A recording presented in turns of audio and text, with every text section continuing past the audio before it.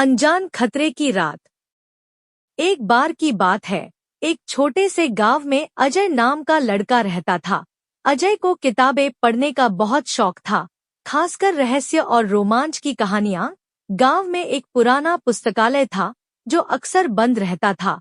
लोग कहते थे कि पुस्तकालय में कुछ अजीब घटित होता है, लेकिन अजय ने इन बातों पर कभी ध्यान नहीं दिया।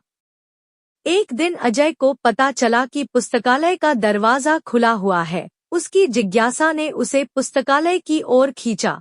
अंदर जाते ही उसे धूल भरी किताबें और टूटे हुए फर्नीचर मिले। वह एक एक करके किताबें देखने लगा। अचानक उसे एक पुरानी मोटी किताब मिली जिस पर गुप्त रहस्य लिखा हुआ था। अजय ने किताब को खोला और पढ़ना शुरू किया। किताब में एक गुप्त खजाने के बारे में लिखा था, जो गांव के पास के जंगल में कहीं छुपा हुआ था।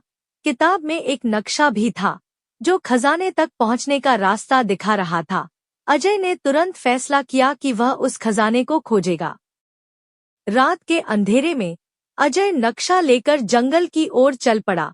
रास्ता कठिन और डरावना था, लेकिन अजय ने हिम्मत नहीं हारी। चलते चलते वह एक गुफा के पास पहुंचा, जो नक्शे में अंकित थी।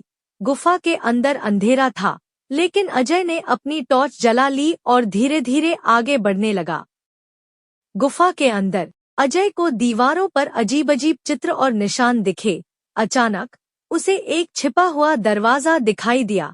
उसने दरवाजा खोला और अंदर गया तो पाया कि वहां एक बड़ा सा कमरा था, जिसमें कई पुरानी मूर्तियां और कीमती चीजें रखी हुई थी। यह वही खजाना था जिसका जिक्र किताब में था।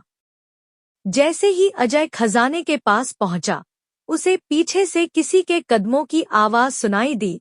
उसने मुड़कर देखा तो पाया कि एक रहस्यमयी व्यक्ति उसे देख रहा है। वह व्यक्ति कोई और नहीं बल्कि गांव का पुराना पुस्तकालयाध्यक्ष था। उसने अजय को बताया कि यह खजाना गांव की संपत्ति है और इसे सुरक्षित रखने के लिए उसने इसे छुपा रखा था।